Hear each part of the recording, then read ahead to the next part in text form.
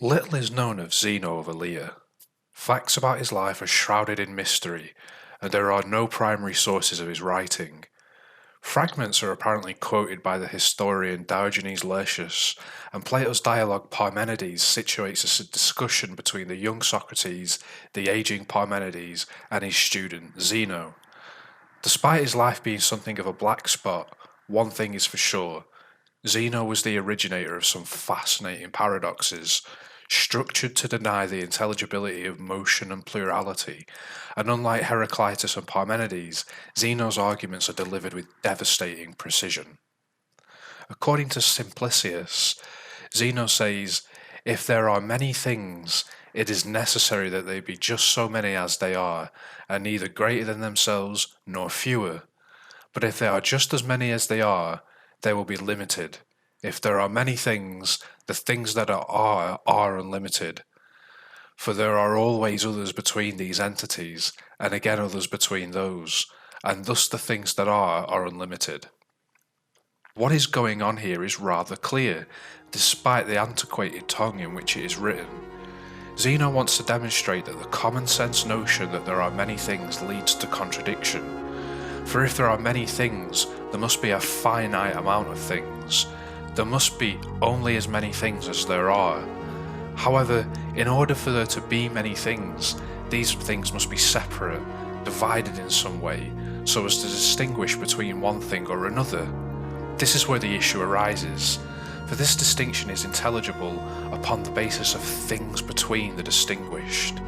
In turn, these things between must also be distinguished from one another, so as not to be the same. There must then be things between the things between to make this distinction. This will go on ad infinitum, meaning that there will only be infinitely many things. But Zeno already takes himself to have established that there can only be as many things as there are, a finite amount. Therefore, the common sense notion of plurality, that there exists many things, is contradictory. Think of it like this. There are three things, X, Y, and Z. They must be separate so as to be many things. However, in order to distinguish between X, Y, and Z, we must also be able to distinguish them from X2, Y2, and Z2. To make this distinction, there must also be X3, Y3, Z3, and so on to infinity. Thus, from many finite things, there ends up being infinite things. But the argument doesn't stop here. According again to Simplicius, Zeno argues that if there are many things, they are both large and small. For if things are many, each instance of the many is an individual, self-same thing. Therefore, X equals X. And whatever has a definite magnitude, occupying a point in space, with mass, can be divided into parts. But this division means that we end up with separate things, and X no longer equals X. This is because X has been divided, in virtue of its magnitude, into X2, X3, X4, and so on. Therefore, a thing with magnitude cannot be self-same. A thing would have no magnitude. However, a thing without magnitude would not exist at all. So if X has magnitude, and it can be divided into infinitely many parts, then the magnitude of X must be infinite also. A thing with magnitude thus turns out to be infinitely small and infinitely large at the same time. According to Aristotle, Zeno presented arguments against the idea of motion. They're all quite famous in their own way, and the first presents the idea that moving from point A to point B requires moving from, say, point A to point AB, and this requires moving from point AB to AC, and so on ad infinitum. Therefore, moving from point A to point B is not possible.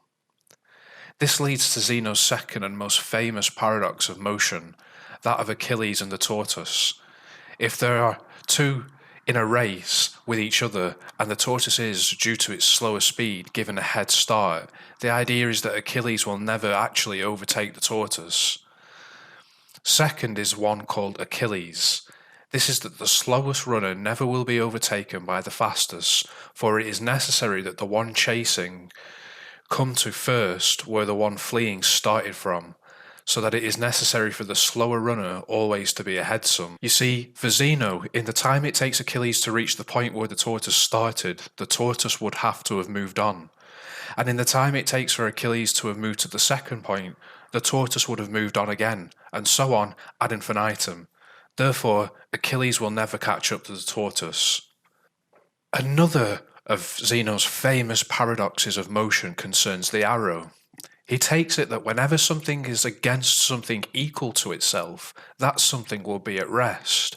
But what moves is always in the now. It is in one instance of time, and then it transitions into another. At each of these instants, the arrow occupies a space equal to itself, and whatever is against what is equal to itself is at rest. At no moment in the flight of the arrow is the arrow actually in motion. It is always against what is equal to itself. Therefore, it is perpetually at rest.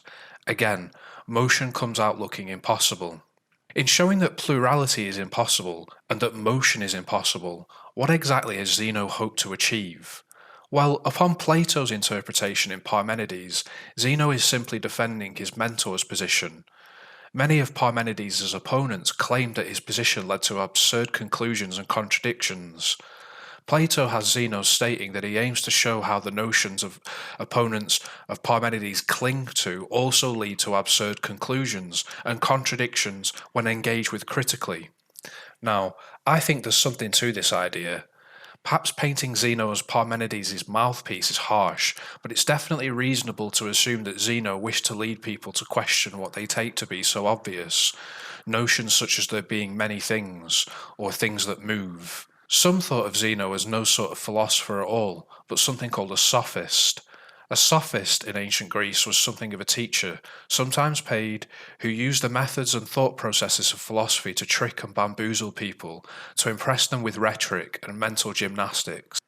In fact, Socrates, a rhetorician himself, lumped Zeno in with Gorgias and Melissus as a dastardly sophist, someone who purposely used philosophy to make outlandish claims.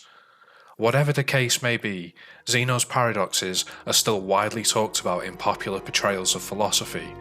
Often misunderstood as being quite literal, the subtlety in Zeno's arguments demonstrates a level of rigour to his thinking. Zeno's paradoxes reveal the lack of clarity at the heart of common sense's most firmly held notions, that there are many things that move from place to place.